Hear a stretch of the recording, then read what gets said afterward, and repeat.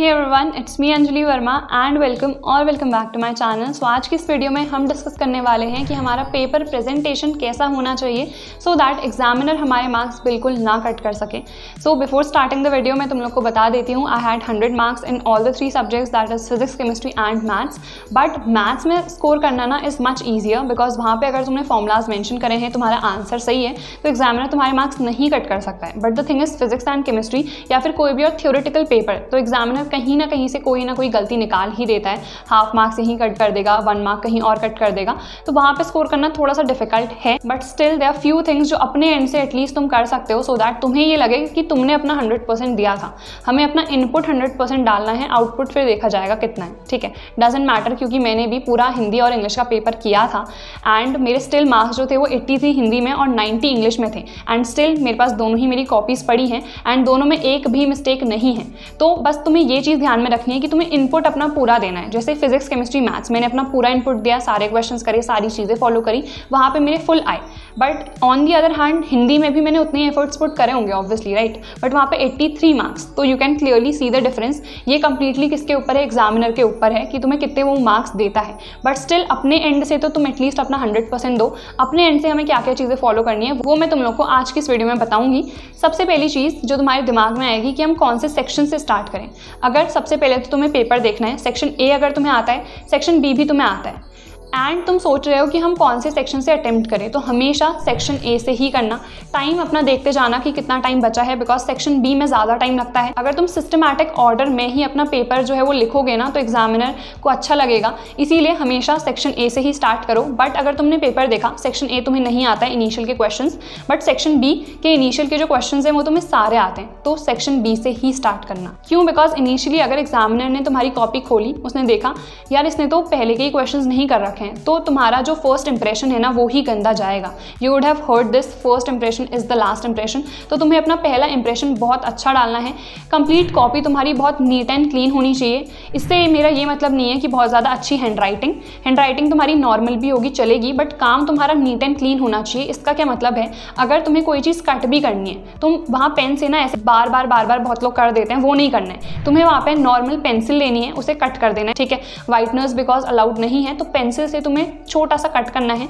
वैसे generally highlight करने के लिए हम स्केच पेन्स यूज़ कर सकते हैं, बट अभी सीबीएसई में तो अलाउड नहीं है। If you are from any other board जहाँ पे अलाउड है तो वहाँ पे देन तुम लोग यूज़ कर सकते हो। Now before moving on to a video, I would like to tell you all about the learning festival जो कि चल रहा है फिलहाल अनअकैडमी पे। Now this is a great offer because इस ऑफर में तुम लोग को अनअकैडमी का जो प्लस सब्सक्रिप्शन है 45 डेज़ के लिए वो सिर्फ मिलने वाला है 269 रुपीज़ में।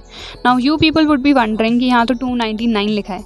सो अगर मेरा कोड यूज़ करोगे जो कि ये ANJV10 जो कि स्क्रीन पे तुम्हें क्लियरली दिख रहा होगा, तो तुम लोग को एडिशनल 10% ऑफ मिलेगा। 300 का तो ऑलरेडी अनअकैडमी प्रोवाइड कर रही है, यानी कि 299 का, एंड इसमें भी अगर तुम्हें एडिशनल 10% ऑफ मिलेगा सो 30 रुपीज़ का तुम्हें डिस्काउंट मिलेगा and you will get this plus subscription for ₹269।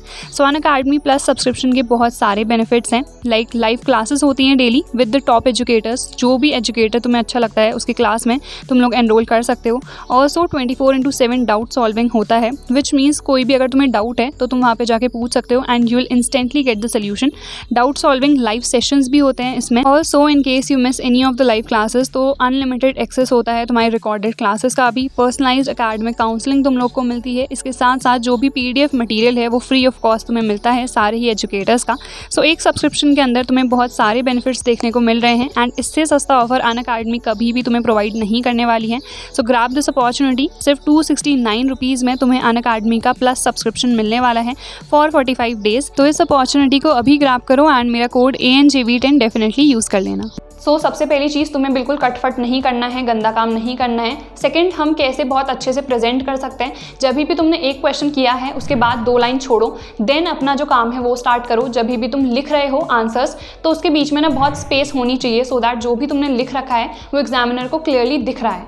I also have my sheet of chemistry, तो इफ़ यू पीपल वॉन्ट कि कंप्लीट एक डिटेल्ड एनालिसिस वीडियो में उस पर बनाऊँ कि क्या क्या चीज़ें केमिस्ट्री में तुम्हें फॉलो करनी है, बिकॉज तुम्हारा केमिस्ट्री का एग्जाम 7 मई को है, तो मुझे डेफिनेटली कमेंट सेक्शन में बता बता देना, मैं उसके लिए एक सेपरेट वीडियो तुम लोग के लिए बना दूंगी। देन हैंड राइटिंग मैंने तुम लोग को बता दी कि मॉडरेट होनी चाहिए, ना ज़्यादा अच्छी ना ज़्यादा गंदी, बहुत गंदी भी नहीं होनी चाहिए कि तुमने कीड़े मकोड़े टाइप बना रखे हैं, एग्जामिनर को समझ में नहीं आ रहा है तो पहले ही गुस्सा हो जाएगा एंड उसके बाद वो फिर मार्क्स नहीं देते हैं and you can't question the examiner. वो कुछ ना कुछ तुम्हारी गलतियाँ निकाल देगा कि हाँ इसने हैंड राइटिंग गंदी बना रखी थी या कुछ भी, बट एग्जाम में फिर मार्क्स नहीं बढ़ते हैं अगर तुम बाद में रीचेकिंग के लिए भी भेजते हो। तो अगर तुम्हारी हैंड राइटिंग गंदी है या फिर कुछ भी ऐसा है ना तो फिर तुम्हारे मार्क्स बढ़ना बहुत ज़्यादा डिफिकल्ट हो जाता है। Then while writing the answers always use the keywords. Keywords क्या होते हैं, जैसे तुम्हें फिजिक्स ऑप्शन या केमीज ऑप्शन के बारे में पूछा गया है, you know physics option non specific है, उसकी एंथैल्पी ऑफ एड्सॉर्प्शन क्या होगी, कम होगी, या फिर हम कहीं activation energy so negligible required होती है, फिजिकल बॉन्ड वहाँ पे प्रेजेंट होता है जो कि हमारे यूनिवर्सल्स होते हैं, वॉन्डर वॉल फोर्सेज वहाँ पे रिक्वायर्ड है। कुछ पॉइंट्स में आंसर खत्म ना,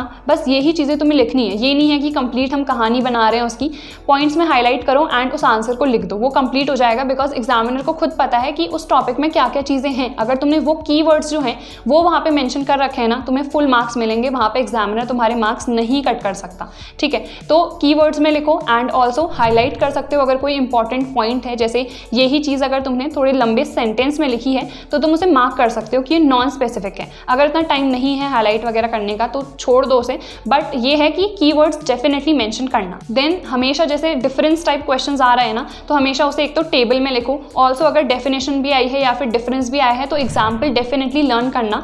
मैं जब सेशन ले रही होती हूँ तो मैं सारे एग्जाम्पल्स भी बताती हूँ, तो एग्जाम्पल्स मेंशन करना बहुत इंपॉर्टेंट है डिफरेंस में भी, एज वेल एज अगर नॉर्मल कोई डेफिनेशन वाला क्वेश्चन आया है तो वहाँ पे जो एग्जाम्पल्स हैं वो मेंशन करना। अगर किसी क्वेश्चन में तुम फ्लो चार्ट्स बना सकते हो तो फ्लो चार्ट्स बनाओ, या फिर जैसे हमें टाइप्स बताने हैं तो टाइप्स ऊपर तुमने हेडिंग डाली, फिर नीचे 3 सब हेडिंग डाल दी एंड देन तुमने एरो टाइप बना दिया सो दैट एग्जामिनर को पता चल जाए कि हाँ इसके 3 टाइप्स ये हैं। देन नीचे जाके तुमने उसे एक्सप्लेन कर दिया, तो इसमें ज़्यादा टाइम भी नहीं लगा एंड थोड़ा तुम्हारी स्पेस भी घिर गई उससे एंड काम भी अच्छा लगता है। देन ये सब तो हो गया थ्योरेटिकल पोर्शन वाला। न्यूमेरिकल्स में हमें क्या करना है, न्यूमेरिकल्स में सबसे पहली चीज़ होती है जो भी तुम्हें क्वेश्चन में गिवन है वो सब लिख लो, फिर जो भी फॉर्मूला तुम यूज़ करने वाले हो वो लिखो एंड जो फाइनल आंसर होगा ना उसे हाईलाइट कर देना एक डब्बे में, ऐसे ब्लैक पेन से बंद कर देना बस।